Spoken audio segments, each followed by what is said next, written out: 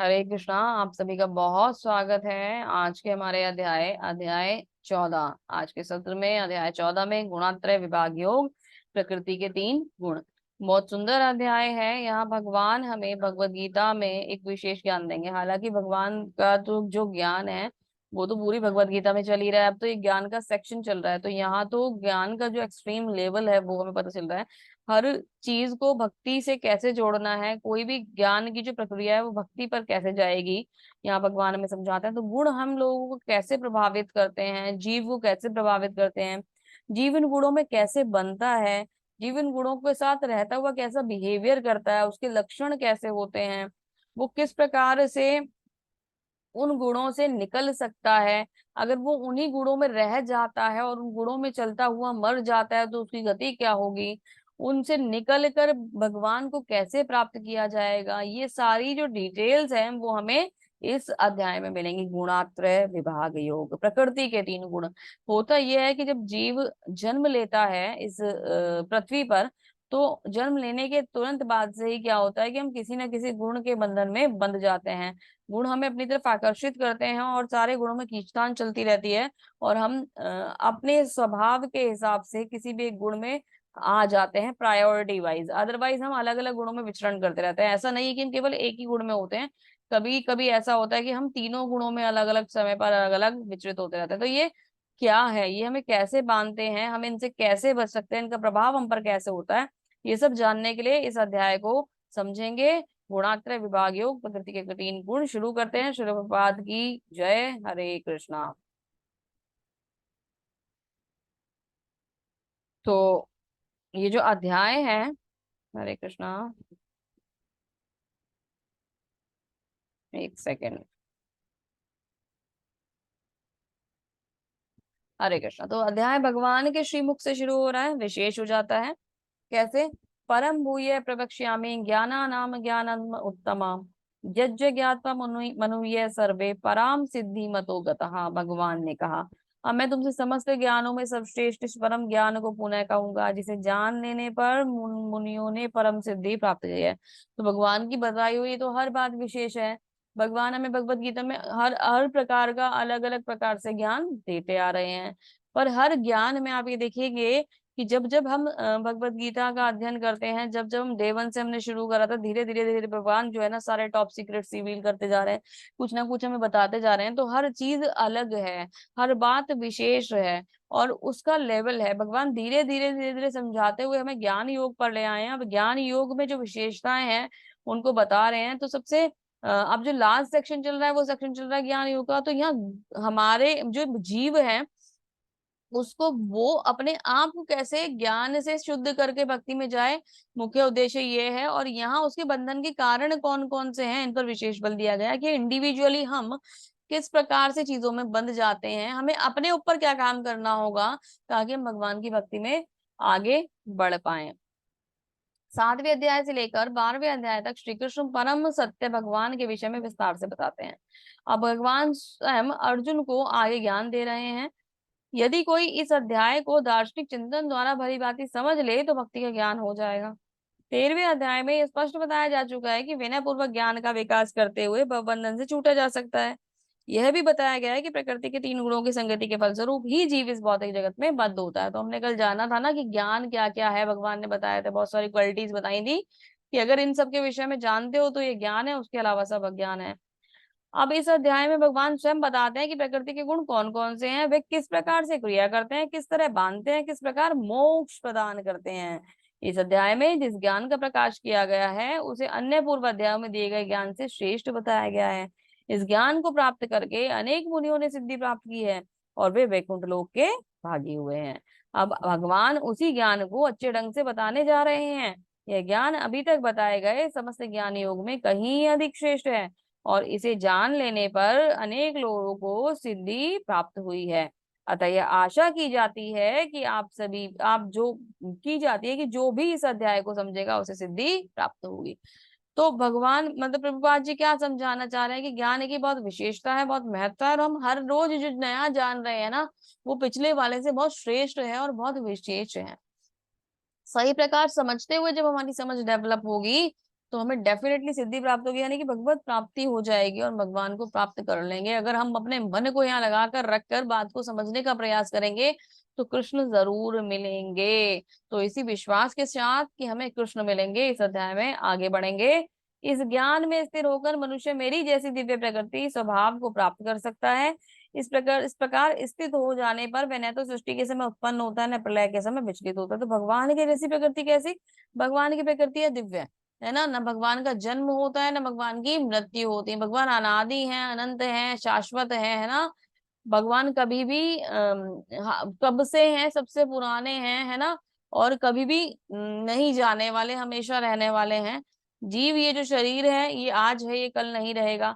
तो हम भी भगवान के जैसा शरीर प्राप्त कर सकते हैं, भगवान की जैसी एक तरीके से कह लीजिए अमरता प्राप्त कर सकते हैं। कैसे प्राप्त कर सकते हैं? दिव्यता प्राप्त कर सकते हैं भक्ति में आकर। जो लोग भक्ति में आते हैं और भगवान के साथ, मतलब भगवान के में ध्यान लगाते हैं, भक्ति में अपना मन लगाते हैं, शुद्ध भक्ति करते करते इतने ऊपर स्तर तक बढ़ जाते हैं कि भगवत कृपा प्राप्त होती है, तो उन्हें वो विशेष दिव्य शरीर प्राप्त हो जाते हैं, जिनमें जाने के बाद, या वो प्रकृति प्राप्त हो जाती है जिसमें प्रवेश करने के बाद किसी को भी कभी जन्म और मृत्यु में फंसना नहीं पड़ता। क्योंकि जन्म और मृत्यु क्या है? हमारे बंधन का कारण।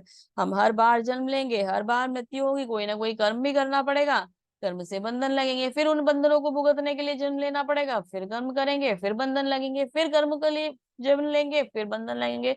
तो ये चक्र से निकल पाना इतना आसान नहीं है। अगर आज बैठकर भगवत गीता सुन रहे हैं तो पता नहीं वो कौन सा हमारा पुण्य कर्म था जो आज जागृत हुआ है, और वो पता नहीं कौन सी भगवान की विशेष कृपा है जो ये भगवत गीता का पाठ हम सुन पा रहे हैं।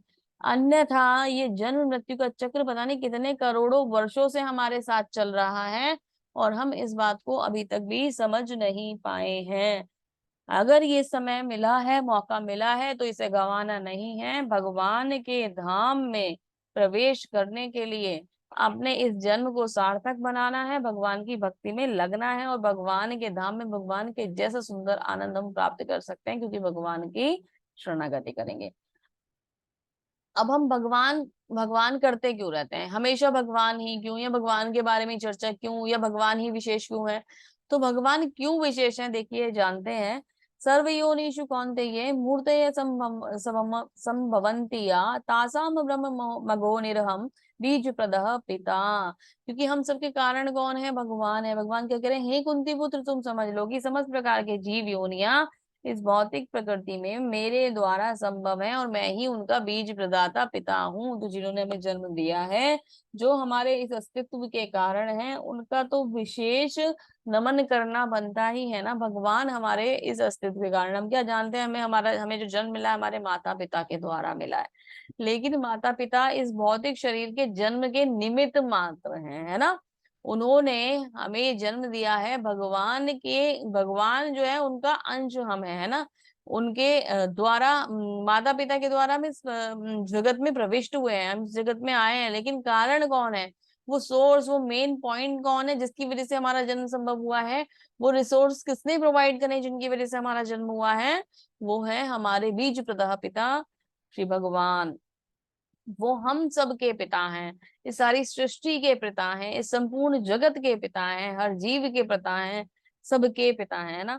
तो अगर देखा जाए तो हमें एक भाईचारे की जो भावना होती है बहुत स्ट्रांग होनी चाहिए, क्योंकि हम सबके पिता एक हैं, और हमें सामने वाले व्यक्ति को कभी भी किसी गलत दृष्टि से नहीं देखना चाहिए। इसका एक पॉइंट यहाँ पे ये भी हो सकता है। हमें ये समझना चाहिए कि वो उसी पिता के अंश हैं जिनके हम अंश हैं। तो हमारा मन जो होता है ना वो शुद्ध हो जाता है, और कभी भी गलत भाव हमारे हृदय में नहीं आता है।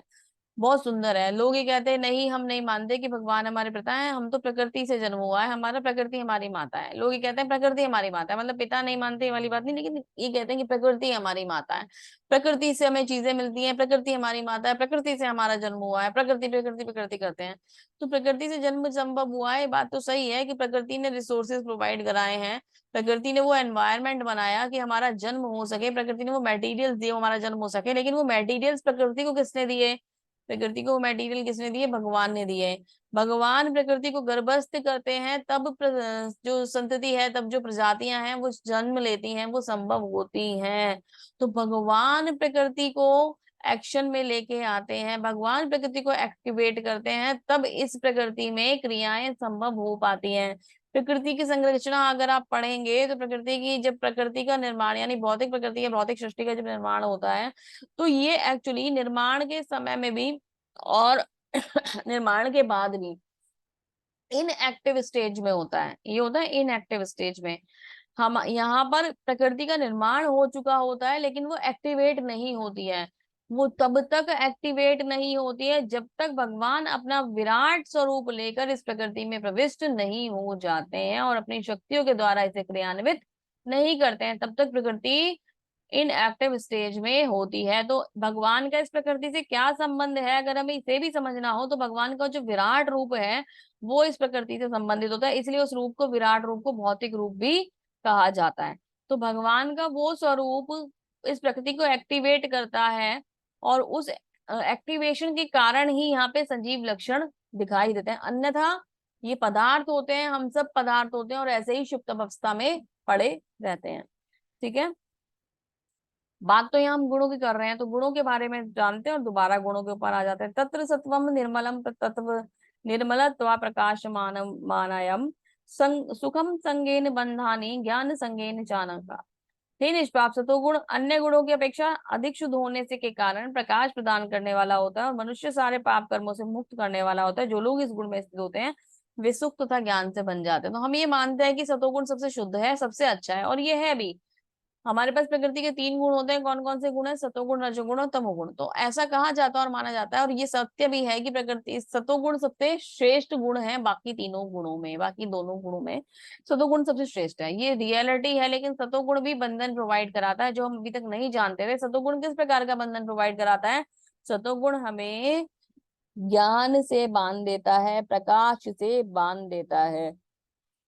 हम अच्छे और सात्विक कर्म करते हैं, सतुगुण में क्या करते हैं? हम सात्विक कर्म करते हैं और सात्विक कर्म करने के बाद उनका जो रिजल्ट होता है वो हमारे इस बंधन का कारण बन जाता है। जैसे आप क्या करते हैं कि कोई व्यक्ति को आपकी हेल्प की जरूरत है, आप उसकी मदद करते हैं, वो मदद के लिए आपने पुण्य करा, पुण्य का फल अर्जित हुआ और उसके बाद फिर से आप इस जन्म मृत्यु के चक्र में आ जाएंगे, क्योंकि वो हमें मुक्ति प्रदान नहीं होने देगा।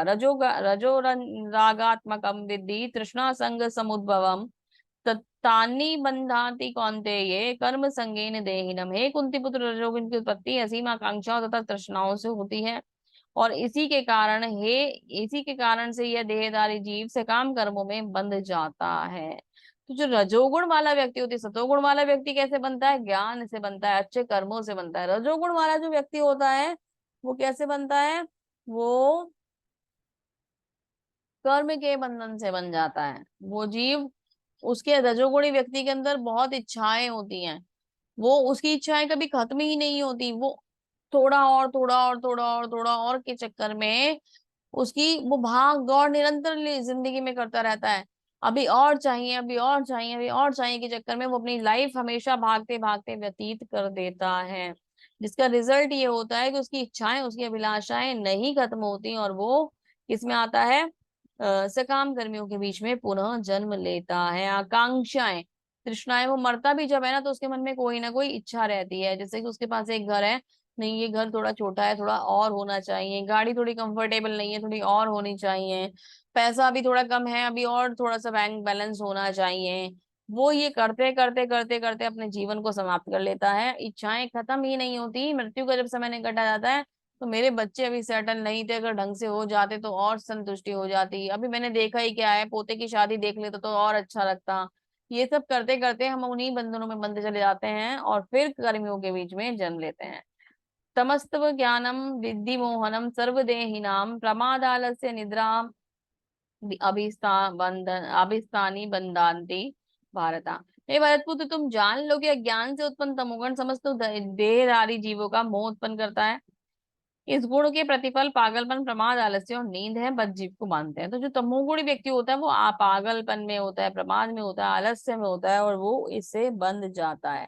सतोगुण की अभिव्यक्ति को तभी अनुभव किया जा सकता है जब शरीर के सारे द्वार ज्ञान से प्रकाशित होते हैं। तो सतोगुण को यूज करने का तरीका क्या है? जब हम उसमें मतलब जो ज्ञान हमने अर्जित करा है भगवान के लिए, जो सेवाएं हम दे रहे हैं, तो हमारा जो शरीर है ये ऑटोमेटिकली सही काम करने लगेगा, इंद्रियां सही जगह पे कनेक्ट हो जाएंगी, तो सतोगुण सही प्रकार से हमें एक्टिवेट हो जाएगा। हे भरतवंशियों में प्रभु, जब रजोगुण में वृद्धि की जाती है तो आध्यात्मिक आसक्ति से काम कर्म, गहन उद्यम तथा अनियंत्रित इच्छा एवं लालसा के लक्षण प्रकट होते हैं। जब रजोगुण हमारे जीवन में बढ़ता है, सतोगुण बढ़ रहा है, तो हम अच्छे कर्म कर रहे हैं, पुण्य कर्म कर रहे हैं, सारे सही कार्य कर रहे हैं। जब रजोगुण बढ़ता है तो रजोगुण में क्या होता है, रजोगुण में व्यक्ति लालसा, लोभ, इच्छाएं, अभिलाषाएं, थोड़ा और को इकट्ठा करने में लगा रहता है, इंद्रिय तृप्ति, इंद्रिय विषय भोग, इन सब चीजों में लगा रहता है और उसमें ही बंधा रह जाता है, और यही लक्षण उसके बढ़ते चले जाते हैं। जब तमोगुण में व्यक्ति आता है तो अंधेरा, जड़ता, प्रमत्ता और मोह ये रहता है। वो पता कैसे होते हैं तमोगुणी व्यक्ति, रात को 2 बजे तक जग रहे हैं, सुबह 2 बजे तक सो रहे हैं, ऐसे होता है तमोगुणी व्यक्ति। खाने पीने का किसी भी चीज का कोई होश नहीं है, कोई रूटीन नहीं है, कोई टाइम नहीं है, कुछ भी नहीं है, कुछ भी नहीं। खाएंगे, मिल गया खा लिया, नहीं मिला तो लेटे हुए हैं, आलस इतना उनके अंदर है, टालते रहते हैं चीजों को, कल कल कल कल पे टालते रहेंगे। तो तमोगुण का प्रभाव ऐसा होता है। जब कोई सतोगुण में मरता है तो हमें मृत्यु कैसे होती है या उसकी गति कैसे होती है, तो जब कोई सतोगुण में मरता है तो वो उच्च ग्रहों की ओर जाता है। अब ये उच्च ग्रह कौन से, पृथ्वी के ऊपर के जो लोग हैं वो उच्च ग्रह कहलाएंगे, पृथ्वी के नीचे के जो लोग हैं वो निम्न ग्रह कहलाएंगे, क्योंकि पृथ्वी जो है वो सेंटर में है। ठीक है, तो ये सेंटर वाला लोक है। अभी आगे मैं से चीज आपको समझाऊंगी सही प्रकार से। उच्च ग्रह जैसे कि स्वर्ग लोक हो गया, तपलोक हो गया, महर लोक हो गया, या ब्रह्मा जी का लोक जो सर्वोच्च लोक है इस भौतिक प्रकृति का। तो लेकिन बात क्या है कि वो मरेगा तो वो उच्च ग्रहों की ओर जाएगा, लेकिन उसका रिजल्ट क्या होगा, रिजल्ट तो वापसी ही होगा। किसी भी उच्च ग्रह में चले जाइए, उच्च ग्रह में जाने के बाद उस समय तक, जब तक आपके पुण्य अर्जित हुए थे, अर्जित पुण्यों के जो फल हैं वो क्षीण नहीं हो जाते, तब तक के लिए आप उन उच्च ग्रहों में रहेंगे। और उसके बाद क्या होगा, उसके बाद आपको फिर से इस पृथ्वी पर जन्म लेना होगा और जन्म और मृत्यु के चक्र में चलना होगा। जब कोई रजोगुण में मरता है तो सकाम कर्मियों के बीच जन्म ग्रहण करता है, जब कोई तमोगुण में मरता है तो पशु योनियों को धारण करता है। तो सतोगुण वाला तो स्वर्ग भोग कर पृथ्वी पर आता है, जो रजोगुण वाला है उसके लिए तो मतलब वो तो जन्म ही पृथ्वी पर ही लेता है, क्योंकि उसकी तो अभिलाषाएं खत्म नहीं हुई है, उसकी तो इच्छाएं ही खत्म नहीं हुई है। तो वो थोड़ा और जो उसका रह गया था ना पिछले जीवन में, भगवान उसे थोड़ा और के लिए यहाँ फिर से भेज देता है। लेकिन गारंटी ये कोई नहीं है कि वो मनुष्य बनेगा, ये कोई भी गारंटी नहीं है। ये तो डिपेंड करता है कि आपकी जो इच्छा थी, जैसे किसी की इच्छा बहुत भोग करने की होती है, बहुत खाने की होती है ना, बहुत किसी की नींद लेने की होती है, अलग अलग इच्छा होती है। तो अब जिसको नींद लेने की इच्छा, भगवान उसे भालू बना देंगे, सोता रहे 6 महीने तक। किसी की अगर बहुत खाने की इच्छा है तो हाथी के शरीर दे देते हैं, भाई खा, कितना खा सकते है खा ले, है ना। तो इस प्रकार से हाथी से भी ज्यादा, हाथी को तो एक्चुअली भोग के लिए भी बोला जाता है, हाथी से भी ज्यादा कुकर और सूकर का शरीर मिल जाता है, स्पेशली सूकर का शरीर मिल जाता है कि कुछ भी खा, कुछ भी खा, उसे ये नहीं पता क्या अच्छा है क्या विष्ट है, क्या खाना है क्या नहीं खाना, वो कुछ भी कूड़ा करकट गंदगी कुछ भी खाता है। तो वो शरीर मिल जाता है अगर हम किसी भी भोग में एक्टिवेट होते हैं, बहुत ज्यादा तो एक्टिव होते हैं, तो इन्वॉल्व होते हैं। तो जैसा हमारा कर्म होता है, हमने पहले भी पढ़ा था, वैसा हमें योनि मिल जाती है। तो जैसे गुण में हम होते हैं वैसे ही प्रकार का शरीर मिलेगा, ये भी निश्चित है। कर्मणा सकृत्य स्याहु सात्विकम निर्मलम फलम राजस्तु फलम दुख ज्ञानम तमसः फलम। पुण्य कर्म का फल शुद्ध होता है और सात्विक कहलाता है, लेकिन रजोगुण में संपन्न कर्म का फल दुख होता है और तमोगुण में किए गए कर्म मूर्खता होते हैं। डेफिनेट सी बात है, जैसे कार्य करोगे उसके फल भी उसी अकॉर्डिंग मिलेंगे। अब ये जो गुण हमें खींच रहे हैं अपनी तरफ, अगर हमने सात्विक कार्य करे तो फल सात्विक हुआ, यानी कि स्वर्ग का भोग कर लिया। ठीक है, अगर हमने रजोगुण में करे तो रजोगुण के से प्रेरित फल मिलते हैं, और तमोगुण में करे तो तमोगुण से प्रेरित फल मिलते हैं। सतोगुण में वास्तविक ज्ञान उत्पन्न होता है, रजोगुण से लोभ उत्पन्न होता है और तमोगुण से ज्ञान और प्रमाद उत्पन्न होता है। ज्ञान से हम अच्छे कर्म की तरफ आकर्षित होते हैं, लोभ से हम ये जो इच्छाएं हैं उन्हें पूरे ही करने की कोशिश करते हैं, और मोह से हम मतलब या तो उन वस्तुओं से अटैच हो जाते हैं या फिर आलस्य या नींद से भर जाते हैं। तो जैसा कर रहे वैसा फल और उसका वैसा रिएक्शन। कर्मणा सुकृतस्याहु सात्विकम निर्मलम फलम राजस्तु फलम दुख ज्ञानम तमसः फलम। पुण्य कर्म का फल शुद्ध होता है, सात्विक कहलाता है, लेकिन रजोगुण में संपन्न कर्म का फल दुख होता है और तमोगुण में किए गए कर्म मूर्खता में प्रतिफलित हो जाते हैं। तो अभी देखो ना, जैसे कि आपने नित्य सुबह उठे, आपने भगवत मतलब पूजा या कह लीजिए मंगला आरती करी, आप सात्विक गुण में चल रहे हो, ठीक है, आप मंगला आरती कर रहे हो। फिर क्या हुआ, दिन में अगर आपको कहीं जाना है, कुछ कोई भी आपके पास कोई बिजनेस डील आई जिसमें आपको बहुत अच्छे से परफॉर्म करना था, आपके मन में बहुत लालच आ गया, नहीं मैं ना इसे और हायर मार्जिन पर और हायर मार्जिन पर और हायर मार्जिन पर करूंगा। बिजनेस का कॉन्सेप्ट है कि ठीक है प्रॉफिट सब लेते हैं, लेकिन हमारे मन में जो और अधिक और अधिक और अधिक की इच्छा होती है, वो हमें रजोगुण में प्रविष्ट करा देती है। फिर जब कार्य का समय था तब आपको आलस आ रहा है, बहुत इंपॉर्टेंट काम है जो आपको करना है, आप वो नहीं कर पा रहे और आप सो रहे हैं। आपको भगवान की भक्ति के लिए सुबह मंगला आरती में उठना और आप सो रहे हैं। जब हम उस कंडीशन में होते हैं तो हम तमोगुण में कहलाते हैं। तो हम जो जीव जो है ना, ये ऐसा नहीं किसी एक ही शरीर में रहता है, सॉरी एक ही गुण में रहता है, वो अलग अलग अलग अलग गुणों में इधर से उधर मूव करता रहता है। ठीक है, तो जब हम जिस गुण में कार्य करते हैं उसका फल उसके अकॉर्डिंग हमें मिलता है और प्रभावित करता है। सतोगुण से वास्तविक ज्ञान उत्पन्न होता है, रजोगुण से लोभ उत्पन्न होता है और तमोगुण से प्रमाद और मोह उत्पन्न होता है। ऊर्ध्व गच्छन्ति सत्वस्था मध्य तिष्ठन्ति राजसा जगन्या गुण व्यवस्थिता अधो गच्छन्ति तामसा। तत्वगुण क्रमश व्यक्ति क्रमशः उच्च लोक में लोगों को ऊपर की ओर जाते हैं, रजोगुणी पृथ्वी में रह जाते हैं और अत्यंत ग्रहित तमोगुण स्थित नीचे नर के लोकों में जाते हैं। तो जैसे मैंने आपको बताया, सतोगुण में आप पुण्य करेंगे और स्वर्ग लोक प्राप्त करेंगे। रजोगुण में क्योंकि सकाम कर्म की इच्छा भी बाकी रह गई थी, थोड़ा और करना बाकी रह गया था, तो पृथ्वी लोक पर आ जाएंगे। उसके बाद ये इसमें ये गारंटी नहीं कि पृथ्वी लोक में आपको मनुष्य योनि ही मिलेगी, भोग की इच्छा के अनुसार योनि मिलेगी, कर्म की इच्छा के अनुसार योनि मिलेगी। लेकिन तमोगुणी जो होते हैं वो नर्क में जाते हैं, तमोगुणी नर्क में भी जाते हैं और तमोगुणी को यहाँ पर पशु योनियां भी प्राप्त हो जाती हैं। नर्क है नीचे, हमारे जो 14 लोक हैं इनके बाद 28 प्रकार के नर्क आते हैं, लेकिन यहाँ पर भी रहते हुए वो पशु योनि में भी आ जाते हैं। कई बार ऐसा भी होता है कि वो पशु योनि में भी आ जाते हैं, कई बार क्या होता है मैक्सिमम यही होता है कि पशु योनियां ले लेते हैं तमोगुणी व्यक्ति। अभी ये यूनिवर्स में मैं आपको बार बार ये बता रही हूँ कि इतने लोग हैं इतने लोग हैं, ये सब हैं कैसे और ये कैसे मैनेज होते हैं। तो जैसा कि मैं आपको पहले भी बता चुकी हूँ, जब प्रकृति की सृष्टि की रचना का समय आता है तो भगवान पुरुष अवतार लेते हैं। ठीक है, पुरुष अवतार में कृष्ण भगवान जो है वो महाविष्णु के रूप में प्रकट होते हैं। महाविष्णु के शरीर से के मतलब पसीने की बूंद से ब्रह्मांड निकलते हैं, है ना, और निरंतर निकलते रहते हैं। तो ब्रह्मांड का जन्म होता है। फिर उसी एक ब्रह्मांड में या किसी एक ब्रह्मांड में भगवान अंदर प्रविष्ट करते हैं। जब भगवान उस ब्रह्मांड में प्रविष्ट करते हैं तो वो गर्भोदक्षाय विष्णु कहलाते हैं। महाविष्णु अपना एक्सटेंशन कर देते हैं गर्भोदक्षाय विष्णु के रूप में। अब गर्भोदक्षाय विष्णु के रूप में भगवान गर्भोदक सागर या गर्भोदक कोशीन के अंदर विराजमान है, जहाँ माता लक्ष्मी भगवान के चरण कमल दबा रही हैं। उनकी नाभि से, क्योंकि सृष्टि तो अभी सृष्टि होनी है, तो ब्रह्मा जी सृष्टि करते हैं ये बात हमें समझ में आती है, लेकिन ब्रह्मा जी को लाने के लिए भी तो उन्हें पूरा का पूरा सीन सेट करना होता है ना। तो भगवान ब्रह्मा जी को लेके आते हैं, क्योंकि भगवान तो भगवान है, उन्होंने अपना एक पर्सन अपॉइंट कर दिया जो आगे का कार्य संभालेगा। भगवान ब्रह्मा जी को नाभि कमल से उत्पन्न करते हैं। तो ब्रह्मा जी की माता और पिता नहीं है, जो भी कुछ है वो स्वयं श्री भगवान है।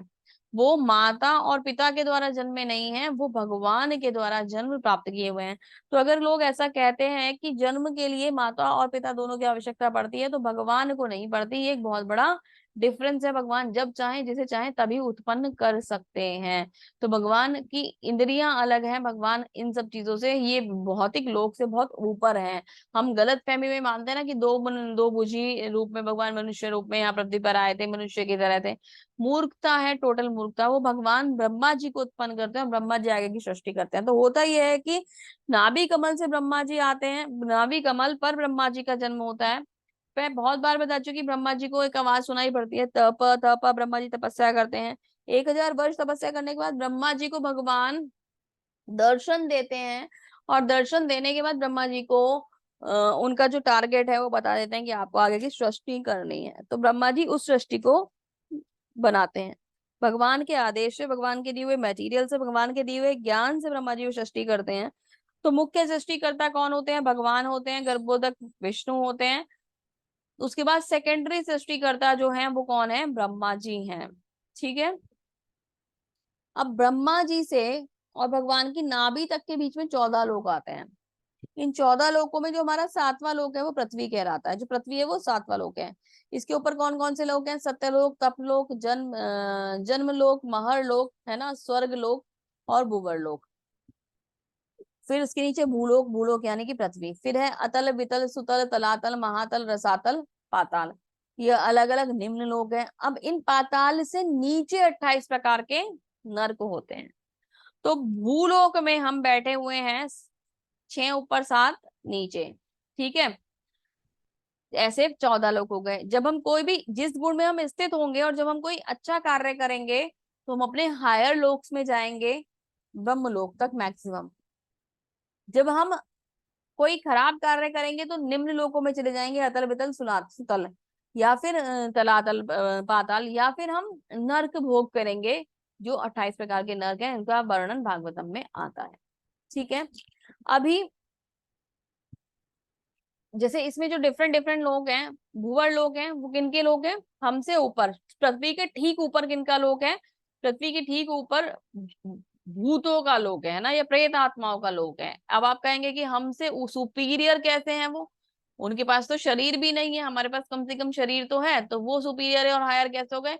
उनके पास कुछ एक्स्ट्रा पावर्स होती हैं। आप देखते हैं ना कि आत्माओं में कुछ विशेष मतलब चीजें होती हैं कि शरीर छोड़ने के बाद जो लोग मतलब अकाल मृत्यु से मरते हैं वो भूवर लोक में चले जाते हैं, भूत बन जाते हैं। और जब तक वो उनका जो लाइफ का ड्यूरेशन है वो खत्म नहीं होता तब तक उनको मुक्ति नहीं मिल पाती, और फिर उस अकॉर्डिंग उन्हें शरीर मिलता है।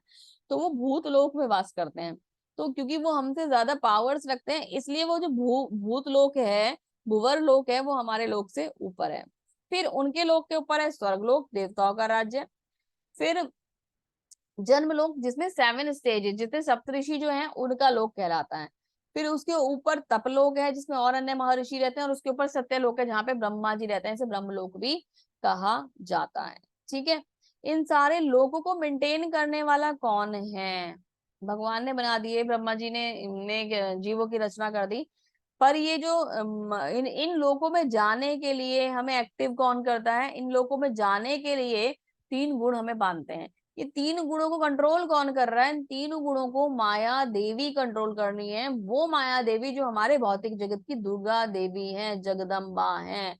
वो माया देवी, इनको भवानी भी कहा जाता है। भवानी यानी दुर्गा देवी किन की पत्नी है? वो शिव की पत्नी है, क्योंकि उनका एक नाम भव है और इनका एक नाम भवानी है। ठीक है। शिव तमोगुण के अधिदाता देवता है या भगवान है। तमोगुण को कंट्रोल करने वाले, तमोगुण में इन्वॉल्व नहीं होते। गलती से भी मत सोचिएगा जो प्रेजेंटेशन हम लोग देखते हैं कि शिव जी तमोगुण में इन्वॉल्व है, वो बहुत गलत पिक्चराइजेशन किसी भी चीज का हमें दिखाया जाता है। इसीलिए कहते हैं ये टीवी वगैरह और ये सब चीजें जो ना फालतू की देखने नहीं चाहिए। अगर भगवान के बारे में जानना है तो शास्त्र पढ़िए, वो हमें बताते हैं। तो तमोगुण के को कंट्रोलर देवता है, वो तमोगुण को कंट्रोल करते हैं। वो तमोगुण में इन्वॉल्व नहीं होते।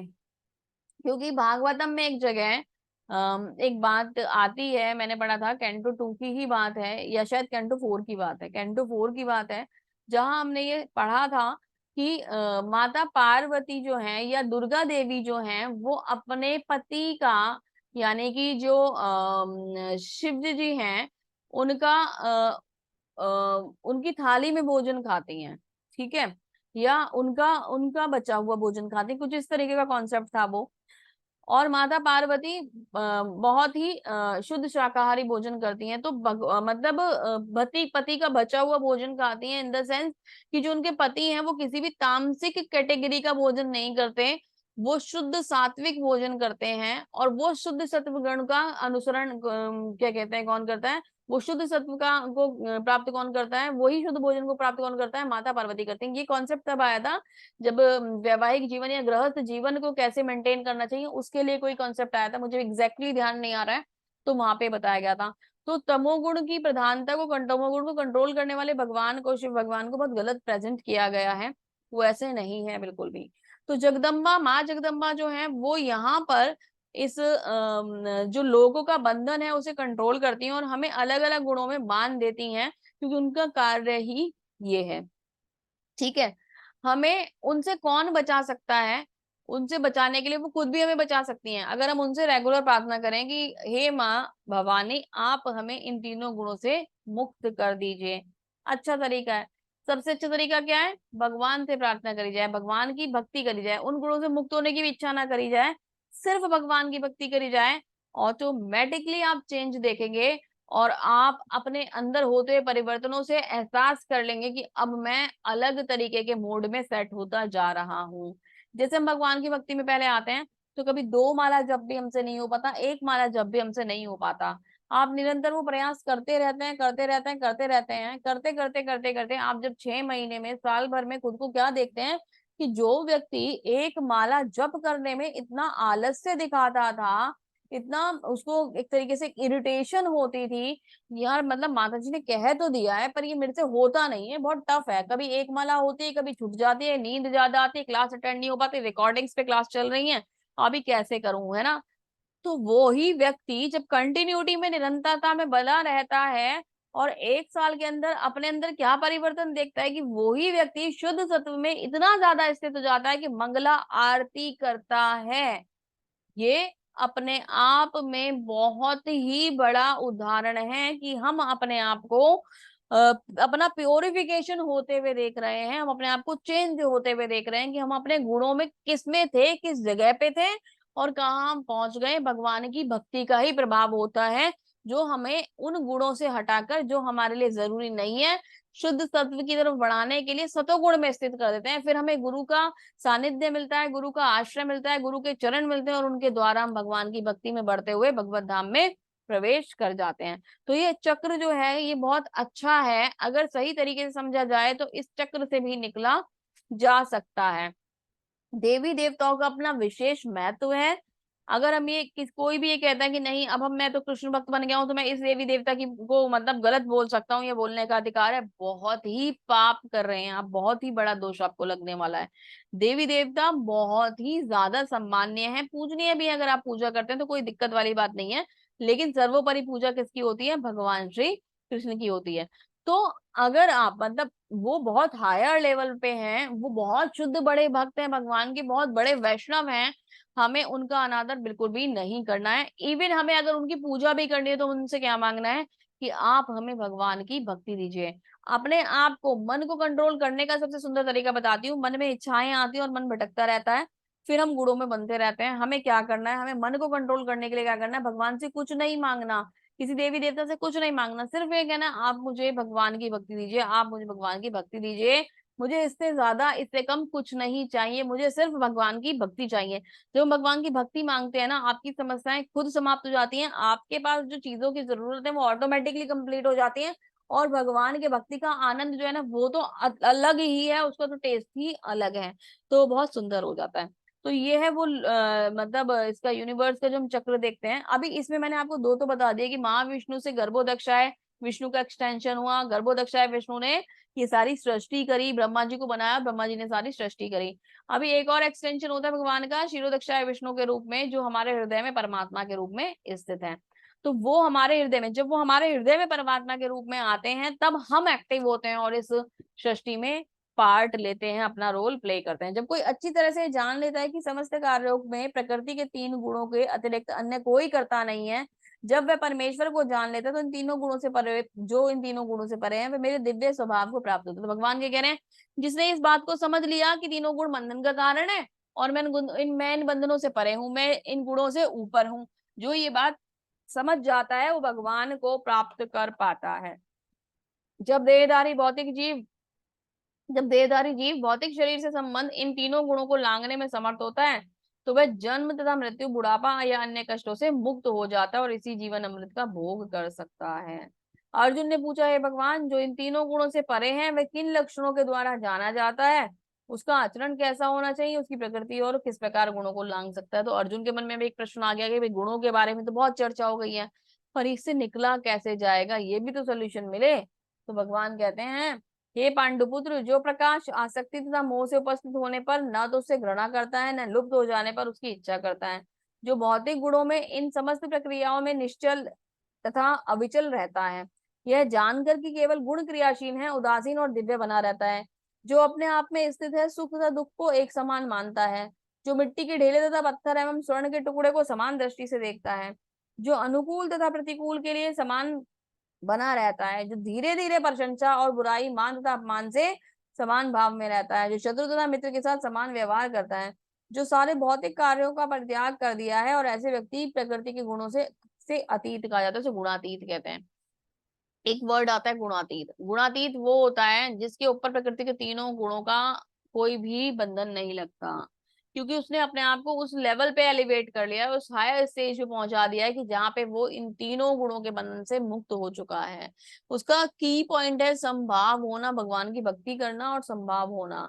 जब हम संभाव हो जाते हैं, सिचुएशन कोई भी हो, we are in the balance form, ना मैं मतलब हम न्यूट्रल हो जाते हैं एक तरीके से, समझ लीजिए, ना मुझे कोई उसके पॉजिटिव का इफेक्ट पड़ रहा है, ना मुझे कोई उसके नेगेटिव का इफेक्ट पड़ रहा है, वी आर न्यूट्रल। तो तब क्या होता है, तब शुद्ध सत्व की शुरुआत होती है, और भगवान की भक्ति में कनेक्ट होते हुए हम बहुत ऊंचे लेवल पर पहुंच जाते हैं, भगवान की भक्ति को प्राप्त करते हैं। माम च यो व्यभिचारेण भक्ति योगेन सेवते स गुणान समतीते ध्यान भूयाय कल्पते। जो समस्त परिस्थितियों में अविचलित भाव से पूर्ण भक्ति में प्रवृत्त होता है, वह तुरंत ही तीनों गुणों को लांघ जाता है और इस प्रकार ब्रह्म के स्तर तक पहुंच जाता है। तो भक्ति ही वो माध्यम है, जब हम पूर्ण भक्ति में प्रवृत्त हो जाएंगे तो इन तीनों गुणों का बंधन हमें, मतलब मैंने पहले ही बताया था, हमारे हाथ बंधे हुए हैं। इन हाथों को कौन खोल सकता है? हमारे हाथ किन से बंधे हैं? प्रकृति के तीन गुणों से। तो इन्हें खोलेगा कौन? जो इसमें बंधा हुआ नहीं है। और भगवान बंधा हुआ कौन नहीं है? वो है भगवान। भगवान के हाथ खुले, क्योंकि भगवान तो माया को भी कंट्रोल करते हैं, तो भगवान हमें नहीं बचा सकते क्या? तो भगवान हमें बचाएंगे, यानी भगवान तक पहुंचने के लिए जो माध्यम है वो भगवान की भक्ति है, और भक्ति के माध्यम से ये प्राप्त कर पाते हैं। ब्राह्मणों ही प्रतिष्ठा अहमतस्यावेश्य च शाश्वतस्य च धर्मस्य सुख सुखस्य कांतिस्य सुखस्य कांतिकस्य च। और मैं ही उस निराकार ब्रह्म का आश्रय हूँ, जो अमृत अविनाशी तथा शाश्वत है और चरम सुख का स्वाभाविक पद है। इसी पे अभी चैप्टर छोटा था, श्रील प्रभुपाद जी नरेट करते हैं इसको, समरी देते हैं हमें, और हम समझेंगे इसको किस प्रकार। श्रील प्रभुपाद जी बताते हैं इस अध्याय के बारे में। ब्रह्म का स्वरूप अमरता है, अविनाशिता है, शाश्वत तथा सुख है। ब्रह्म तो दिव्य साक्षात्कार शुभारंभ है। परमात्मा इस दिव्य साक्षात्कार का मध्य या द्वितीय अवस्था, और भगवान परम अवस्था है। तो जैसे हम भगवान के बारे में जानने का प्रयास करते हैं, तो भगवान की तीन स्टेजेस हमें मिलती हैं। कौन कौन सी स्टेजेस मिलती हैं? तीन स्टेजेस होती हैं, ब्रह्म, परमात्मा और भगवान। तो जैसे जैसे हम बढ़ते हैं तो एक स्टेज से दूसरी, दूसरी से तीसरी स्टेज पे पहुंचते हैं। जीव यद्यपि स्वभाव से ब्रह्म होता है, अब ब्रह्म तो हम भी होते हैं, लेकिन हम पर ब्रह्म नहीं होते हैं। जीव ब्रह्म होता है, भगवान पर ब्रह्म होते हैं ना, तो इसमें कंफ्यूज मत होइएगा। जीव स्वभाव से ब्रह्म होता है क्योंकि हम भगवान के अंश हैं, लेकिन उसमें भौतिक जगत पर प्रभुत्व जताने की इच्छा होती है। ठीक है, समझ रहे हैं बात?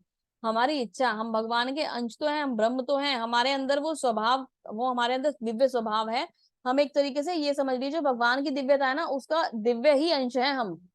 बस अंश थोड़ा छोटा सा है, बहुत ही छोटा सा है भगवान के आगे, लेकिन है हमारे अंदर दिव्यता ही। पर अभी दिव्यता में हमने गड़बड़ क्या कर दी कि हमारे अंदर प्रकृति पर प्रभुत्व जताने की इच्छा आ गई, यानी इस प्रकृति पे हम कंट्रोल करना चाहते हैं, मेरा घर, मेरा परिवार, मेरे बच्चे, ये करना चाहते हैं, जिसके कारण वह नीचे गिर जाता है। स्वाभाविक स्थिति में तीनों गुणों का से परे होता है, लेकिन प्रकृति के संसर्ग में आते हुए तीनों गुणों में बंध जाता है। इन गुणों के संसर्ग के कारण जीव जगत पर प्रभुत्व जताने की इच्छा होती है। नेचुरल जो हमारा स्वभाव है वो भगवान की भक्ति और भगवान के अंश, हमारे अंदर दिव्यता है।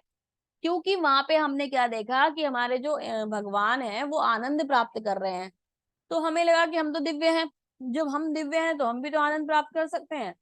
तो जैसे जब हमें ये फीलिंग होती है ना, जैसे छोटे बच्चे होते हैं ना घर में, तो जब मदर जो होती हैं वो किचन में कुछ काम कर रही होती हैं, तो बच्चे जाके उनको परेशान करते हैं।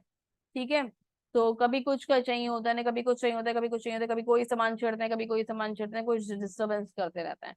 तो मदर क्या करती है, उनको ना किचन सेट ला के दे देती हैं। ठीक है बेटा, लो ये आप ना इससे खाना बनाओ, आप यहाँ इसे खेलो, आप इसको एंजॉय करो। तो ऐसे ही जब हमारे मन में हमने देखा कि भगवान जो है वो आनंद प्राप्त कर रहे हैं, तो हमारे मन में आया हम में भी आनंद प्राप्त, फैसिलिटीज दी, बुद्धि भी दे दी कि खेलने से मन भर जाए तो घर वापस आ जाना। पर हम जो है हम उस बुद्धि का उपयोग नहीं करते और इस खेल में लगे हुए हैं। ठीक है। पूर्ण कृष्ण भावनामृत में भक्ति में प्रवृत्त होने पर वह दिव्य पद को प्राप्त होता है और उसमें प्रकृति को वश में करने की इच्छा होती है, वह दूर हो जाती है। अतएव कृष्ण अतः भक्तों की संगति करके भक्ति की 9 विधियों श्रवण कीर्तन स्मरणम आदि से आदि का अभ्यास करना चाहिए। धीरे धीरे ऐसी संगति से गुरु का प्रभाव से मनुष्य प्रभुत्व जताने वाली इच्छा समाप्त हो जाएगी, वह भगवान के दिव्य प्रेम भक्ति में दृढ़ता पूर्वक स्थित हो सकेगा। इस विधि से संस्तुति इस अध्याय के इस 22वें श्लोक से लेकर इस अंतिम श्लोक तक करी गई है। तो वो भक्ति है, नवदा भक्ति है, जो हमें भगवान से जोड़ेगी और हमें शुद्ध सत तक ऊपर उठाएगी। फिर हमें गुरु मिलेंगे, गुरु के बाद हमें भगवान मिलेंगे। भगवान की भक्ति अतीव सरल है, मनुष्य को चाहिए कि भगवान की सेवा में लगे, श्री विग्रह को अर्पित भोजन का उच्चिष्ट खाए, भगवान के चरण कमल पर फूल चढ़ाए, उनकी सुगंध ले, भगवान की लीला स्थलियों के दर्शन करें, भगवान के कार्यकलाप और उनके भक्तों से प्रेम विनिमय के बारे में पढ़े, सदा हरे कृष्ण कृष्ण कृष्ण हरे हरे, हरे राम राम राम हरे हरे महामंत्र की दिव्य ध्वनि को उसका कीर्तन करे और भगवान तथा उनके भक्तों का आविर्भाव और निरोधान का को मनाने वाले दिनों पर उपवास करे। ऐसा करने से मनुष्य समस्त भौतिक गतिविधियों से विरक्त हो जाएगा। जो इस प्रकार के व्यक्तियों को अपने ब्रह्म ज्योति या ब्रह्म बोध में विभिन्न प्रकार के में स्थित कर सकता है, वह गुणात्मक रूप से भगवान के तुल्य है। तो भगवान की सेवा बहुत आसान है, भगवान को भोग लगाना है, भगवान को फूल चढ़ाना है, भगवान के मंदिरों में जाना है ना, भगवान के नाम का गुणगान करना है, इससे ज्यादा तो कुछ है ही नहीं। धीरे धीरे हम उस लेवल पे आ जाते हैं जहां पे हम शुद्ध सत्व में स्थित होने का के लिए एलिजिबल हो जाते हैं। फिर गुरु का संग मिलते मिलते मिलते हम भगवत धाम में प्रवेश कर जाते हैं। बहुत सुंदर है ये जर्नी। ये गुण जितने ही ज्यादा जटिल हैं उतना ही आसान इनका उपाय है भगवान की भक्ति। तो क्योंकि अब आप ये काम तो बार बार नहीं कर सकते कि ये रजोगुण का काम है मुझे करना है नहीं करना, ये तमोगुण का काम है मुझे करना है नहीं करना, मतलब या मैंने आज रजोगुण में काम करा या तमोगुण में काम करा, आप इनका बैलेंस नहीं रख सकते। आप ये तो कर सकते हैं कि हाँ सात्विक की तरफ अट्रैक्ट हो सकते हैं, उसकी तरफ आगे बढ़ सकते हैं और उसमें उसको मेंटेन कर सकते हैं। लेकिन बार बार आप चीजों को, अब आप आधे घंटे के लिए सो गए दिन में, वो आधा घंटा जब कब 2 घंटे में बदल गया आपको पता ही नहीं चलेगा। तो 2 घंटे की दिन की नींद हम लोगों के लिए बनी ही नहीं है ना, हमें नहीं सोना होता। तो वो है, वो तमोगुण का ही प्रदर्शन करता है। तो आप कहाँ तक चीजों को मैनेज करोगे, तो बेहतर ये है कि आप एक सात्विक लाइफ जीने का प्रयास करो, भक्ति को उससे कनेक्ट कर लो और भक्ति में ऑटोमेटिकली चीजें सही हो जाती है। भक्ति का फॉर्मेट ही इस अकॉर्डिंग बनाया गया है कि जो जीव है ऑटोमेटिकली सत्व गुण में और फिर सत्व से शुद्ध सत्व में स्थित हो जाता है। तो जो लोग इन नियमों का पालन करेंगे, जो भगवान की भक्ति में दृढ़ हो जाएंगे, उनके लिए तीनों गुणों का बंधन कोई मायने नहीं रखता। वो अपने आप को भगवान की भक्ति में संलग्न पाते हुए भगवान के धाम में प्रवेश करेंगे, भगवान का प्रेम प्राप्त करेंगे। बहुत ही सुंदर अध्याय, इतना सुंदर अध्याय श्रील प्रभुपाद जी ने हमें यहाँ गुणों के की विशेषता के बारे में बताया, गुणों का जो डिटेल्स थी वो दी। भगवान श्री कृष्ण ने हमें बहुत अच्छे प्रकार से समझाया कि किस प्रकार ये गुण हमारे बंधन का कारण है और किस प्रकार हम इनसे निकल सकते हैं, किस प्रकार से जीव इस गुणों की वजह से यहाँ बंधा हुआ है, बार बार जन्म मृत्यु का शक्तों का संग प्राप्त करें, वैष्णवों की कृपा प्राप्त करें। इसी प्रार्थना के संग इस अध्याय को यहीं समाप्त करते हैं। आप सभी का बहुत बहुत धन्यवाद। हरे कृष्णा। हरे कृष्णा माता जी, हरे कृष्णा।